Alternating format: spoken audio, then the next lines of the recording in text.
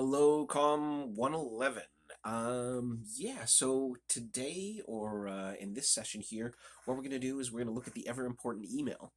And why is the email important? Well, it's important for a number of reasons. One of them, of course, is in a professional capacity, it's still the primary means of communication. Some of that has to do with considering your audience and knowing that demographics are a little bit different. So people of older generations are a little bit more inclined to refer to emails, even if younger generations are perfectly fine conducting business on WhatsApp or similar types of platforms. But the main reason, actually, that emails become important is because they're legal documents. So, in fact, if you look at the Steve Jobs article that we've looked at this week, it's as part of a court case, and that's how it came to light, right? So that article is actually, that email is actually being used in a legal capacity. So given the fact that what you write in an email can be used against you in a court of law, then it's always a good idea to try to make sure that your emails are well written. So let's have a look then. So we'll go into this. Well, the way that I'll be going through it is I'll be commenting as we go through the slides. So that would be a little bit better than just going through it by yourself. It's not as good as being in the live session, unfortunately, where I cannot be stopped to be asked questions for clarity, etc. And of course, not even nearly as good as being able to have the live session. But yeah, so emails, right? So we'll start off looking at a few real ones. This one here is for a writing job. So keep in mind that this is for a writing job, right? Hey, Jonathan, I'm so sorry I have not writing back to you.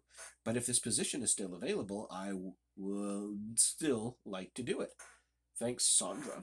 Right, so just off the bat, right, especially considering the fact that this is for a writing position, this individual here has not, hey Jonathan, there's no comma, there's no apostrophe in the I'm. All of the I's are lowercase, right? So this just speaks to the concept that this would be a really painful person to work with. If this is a writing job, this means that the editor is going to have to work twice as hard, and it would probably be just easier for the editor to then just write it themselves. So you're putting messages across in the way that you would write in the email itself, right? Like that is the first, in a lot of cases, the first grounds of impression for when you're applying for a job or something like that. So again, to emphasize just how important something like this is. Right, so here's another one, and actually I'll take this opportunity to note that at the top here where it says subject ENC 550, so we're constantly going to be driving this idea in this course about the idea of considering your audience. Always, always, always considering your audience. So in this case, ENC 550 is a good example of practically it's not considering your audience.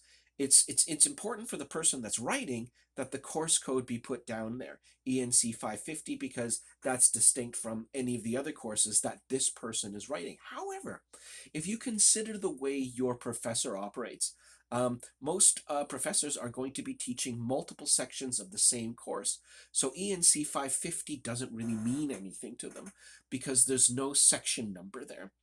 So the section number actually becomes the most important piece of information. So putting ENC 550 with no, what it means when you put in ENC 550 or the course code without a section number, and in this case, the classes are, well, if you put in without a section number, what we're talking about would be, in order to find out who this individual is, I would have to go into the Blackboard, scroll through all the grades, find out which person is in, if to seek down their name, see if they're on the list of people that are enrolled in that class, and if they're not, then I get to open up the next section and search through that. So, as a general rule of thumb, and this is really important, try whenever you possibly can, especially if you're asking for a favor or something like that. But regardless, when you're asking for anything, try to be able to make it as easy as possible for the person on the other end of the email to be able to go forward.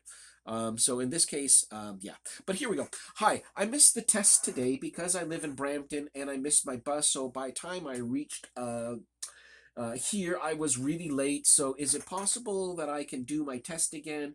Or are you not going to count this test? Can you please mail me back? Thanks. Right. So again, I mean, there's probably a reason, and we'll look at this in again in a few, in a few minutes. But this, of course, is part of the differences where this email probably doesn't have the capitalizations and the time that would be taken into it because it's probably been sent on that person's phone, right? So you have to be conscientious of these types of things along the way, anyway. But the problem here is more of an attitude, right? It's what's not being said that's almost more important than what is being said, right? So you miss your bus, so by the time you reach there, like, okay, um, you're leave earlier, right? Like there isn't any type of real explanation, and there's no encouragement for the professor on this end to actually help the student with their request, right? All right, here we go. Hey, sir, do we come into class tomorrow? Just wondering because in some of my classes we aren't, and I do have class tomorrow, hand in assignment. But then it's a 3 hour wait until your class, so I simply want to know what the class will do tomorrow, right? And we'll have a look at the attitude that's portrayed in here, but I think already we're starting to understand what the problem might be. I'm rarely confused on the online list of assignments. It says our essay is due March, but I read the sheet and that has the essay topics and it says due today. I thought we follow the other scheduled times for assignments, right? So I mean, this is a butchery of the English language. It's a rough one to be able to read, especially if you are an English teacher or a communications perspective professor. There is an actual practical element to communicating that I hope would be able to come across in your messages in your emails. So if you're writing to an English professor and you're not using very good English, I think it should be obvious why that becomes an issue.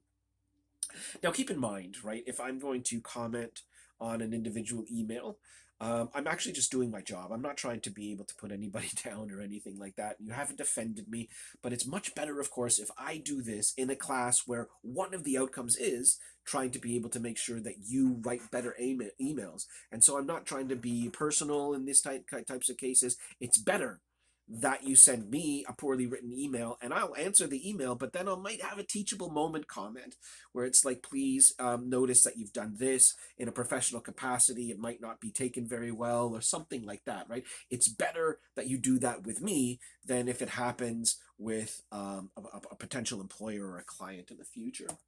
Right, so what is going on here, right? Hey, sir, we come into class tomorrow, right?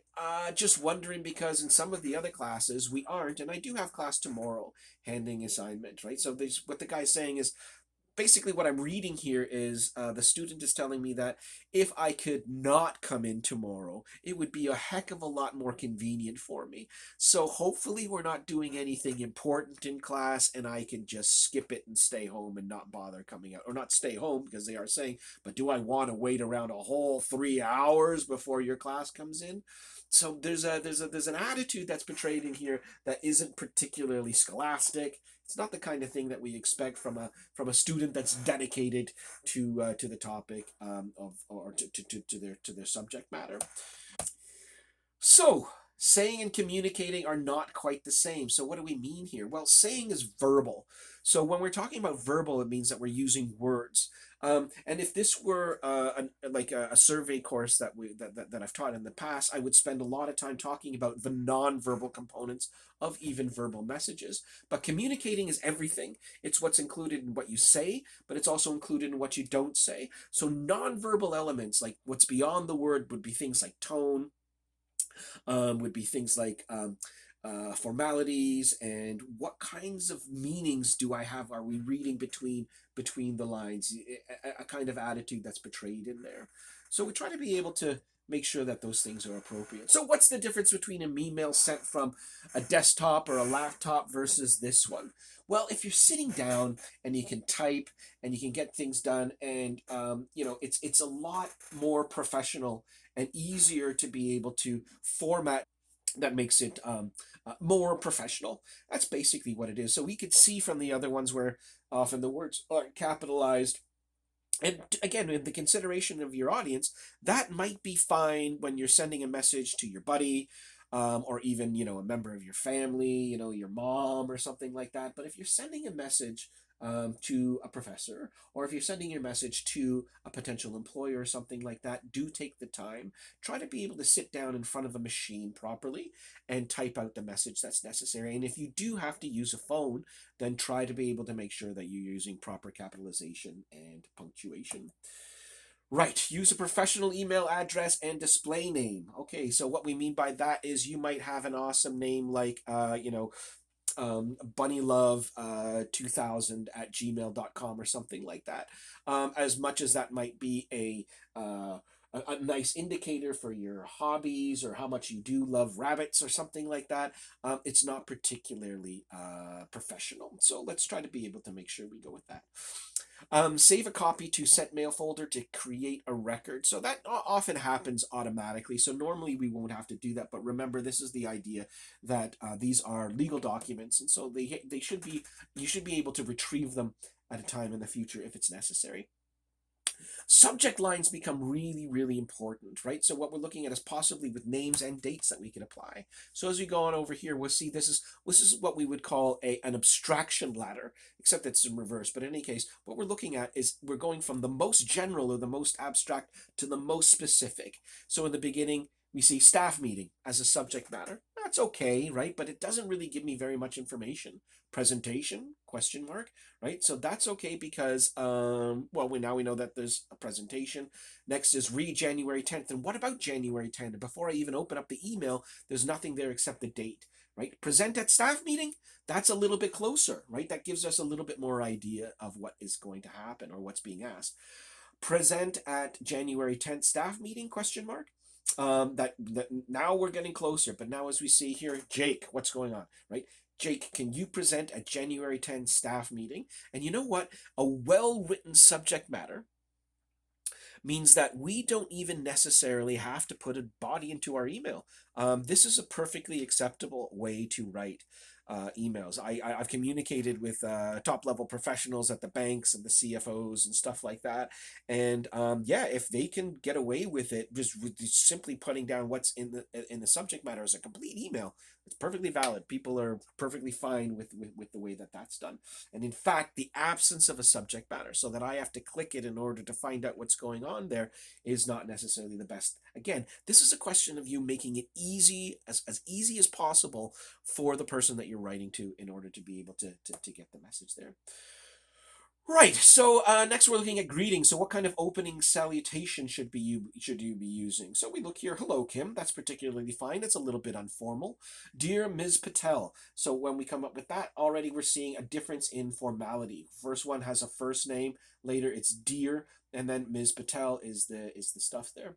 Is the title and the honorific and the surname. Patel being an Indian surname. A salutation is the greeting to the reader that appears at the start of the letter or email. Usually it looks like this. So in this case, dear Professor Showman. So what we're looking at, we got that greetings, right? So dear is very formal, right? And it's standard greeting for all business letters. And then we've got the honorific. So in this case, doctor, professor, lieutenant, commander, major general, right? All these things that we have that are listed there. Then we have the recipient's surname, and then a colon. A colon is the most formal way to be able to go, but most of the time you use a comma, right? So yeah, try to be able to keep that in mind. So and then as a general rule for how we want to be able to get levels of formality out, let's work with this one. Try to be able to decide in the first part who's the boss, but certainly if you're communicating with your boss or if you're communicating with a client, here's a nice little rule of thumb. Start off, especially if you're the person going, if you're the person beginning the communication, be as standardly formal as possible. Use the dear, use the first name, use the last name. Sign off similarly, right? Um, but watch what the recipient does. So if this is somebody who is your boss, and you start off with dear Mr. Smith, right? And if that person signs off Bill, then use that. right? Notice how the person refers to themselves, and if they do that in that kind of context, it is an invitation for you to refer to them in the exact same way. So try to be able to pay attention to those types of things. And then for the rest of it, when we talk about the body and stuff like that, if you are, so part of what we're trying to be able to do as we're communicating through emails is establish a connection between you and your reader, establish and maintain a connection. And unfortunately, adjusting your formality is necessary. So what I mean by that is, if you are very, very formal, as you should be when you're first approaching a new client, and that's fine. But if that client replies and has very informal way of replying to you, then that person is setting the tone. They're trying to be able to tell you how they expect you to be able to communicate as well. So if you, under those circumstances, continue to say very, very formal while they are informal, what you're doing is through differences in formality, you're creating a gap between yourself and your and the person you're communicating with. So try to be able to mimic the person that you're communicating with. And so I would still advise, though, having just like a tiny increment of being a little bit more formal than the person that you're talking to, especially if it is a relationship where the power dynamics are not equal. So if you are, again, speaking to a boss, if you're speaking to your client, if you're writing to a professor, if you're writing to the Pope, if you're writing to the Premier, if you're writing to, something like that, try to be able to be just a little bit more formal than the way that they are writing. Right, so ways to communicate better. So we say start with a summary paragraph. We normally advise you to stay away from the passive voice, but there are circumstances, and we'll look at that, where this will become appropriate. The BCC, so the blind carbon copy. Carbon copy is an old word when a letter was put out and then there was a sheet of carbon paper that was underneath it, so that any pressure that was put on the top page would go through into a lower page. So that's what CC means in a carbon copy. When we talk about blind CC, when there is a CC, that means that you know that somebody else is on there. A blind CC means that they don't, the recipient doesn't know that you've sent this message off to somebody else. All right, so as we look at the structure of the email, so we start with S, B, D, and O. I don't know if that's going to help you, but hopefully SBDO is what we're looking at. So we're talking about a summary. So start with a quick summary after you've done your salutations and you've done the niceties, right? Hello, I hope you're doing well, right? And then talk about what the main point of the email is. Why have you contacted me? I'm looking for assistance with this particular thing, right? Then we're talking about the background. So what background information or context the reader needs to make sense of the message. So I need a little bit of help with with the most recent quiz. And then now you give us background. I started the quiz and I was operating, everything was going fine, and then all of a sudden, and then provide details. That's would be the next one. And I answered, 5 of the 10 questions before my internet gave out, and I would like the opportunity. Well, now I'm going to the outcomes, and if it would be possible, I would like to be able to redo the quiz. So that I can get a better mark, because this is not a reflection of my actual ability, something like that. So again, that would be the summary, and then we're talking about the background of something, and then we're talking about, then you get the details, and then finally, what do you want to have happen here? Okay, so finishing your email, what should you write? Yours best sincerely. This is always a challenge, right? And again, largely it's a question of formality. The name that you want to use, right? How comfortable are you using your first name or your last name or your full name? What do you want to be called is an important one. Putting down that this email is only for the intended recipient can be important. Again, this is more of a legal type of situation, so that if anybody else does find it, then it's actually kind of illegal for them to use the information that's in there in any way that could harm you or the client relationship or anything to that effect. So we talk about these complimentary closes. So the most formal being sincerely, and then getting down to best, or even just cheers or something to that effect. Again, those are gauges that you'll have to take in deciding how formal you want to be. Always put that complimentary close at the end, even if you have an email signature. I don't think I've set one onto my Seneca right now, but you can see there. So she says, "Regard Susan," and that tells you how she expects to be communicated with in the future. But then you see Susan Chan, and then her position, where she's working at, all the address and other details that are necessary. So this would be part of an email signature that's just automatic for every message that goes out. But so she still puts down "Regard Susan." She doesn't just leave it blank. That is a little bit of that personal touch that becomes a little bit important. Good news is easy because that's news that people want to hear. So yeah, you've been accepted. We would like to offer you a raise, right? So we don't have to worry about these types of situations because the news is good and it's bound to be well received. However, if we're writing about bad or uncertain news, right? If you're not being accepted into Harvard, you applied for a university and it's not going in, right? Somebody has lost their wallet in your area and you've had a look and unfortunately you can't locate it, right? This is all information that you want to try to be able to put out in a more delicate way, right? So the passive voice, we are firing you. In contrast to that, so the passive voice, as you can see, your standard English sentence structure is subject, verb, object. Are we are firing you. I guess "are firing" we'll put together as the verb that would be in there. So there's an actor that would be we, and there's an object. There's somebody where they're the object of the action, and that would be you. In the passive voice, what happens is in the object gets moved into the primary position, and then and then so the entire order gets changed, and usually there are words like "by" and stuff or "have," right? So if you look, you have been let go, right? So there are a couple of things that are in there. Um, it doesn't say who did it, right? You'll notice "we" has been removed entirely. So what's happened under these circumstances is responsibility is sort of being detracted. Um, and "let go," of course, is a softer word than firing. And there are tons of things. These are called euphemisms, right? So, if somebody's grandmother passes away, you would say "passes away" or "has left us" or something to that effect rather than "grandma's dead," right? You want to be a little bit more sensitive under those types of circumstances. "I had a party at your house." There's responsibility there. I did it. Right? Under these circumstances, a party took place, and we're not even necessarily saying where it happened, right? So this is detracting. It's taking away a little bit of the responsibility. "We made a terrible mistake" can be dangerous, especially in a legal capacity because you're admitting culpability. So there could be legal repercussions for that versus "a mistake was made." Doesn't say who made it, right? "I killed your dog." Oh my goodness, right? Your dog has been put down, right? So that is that idea of the euphemism.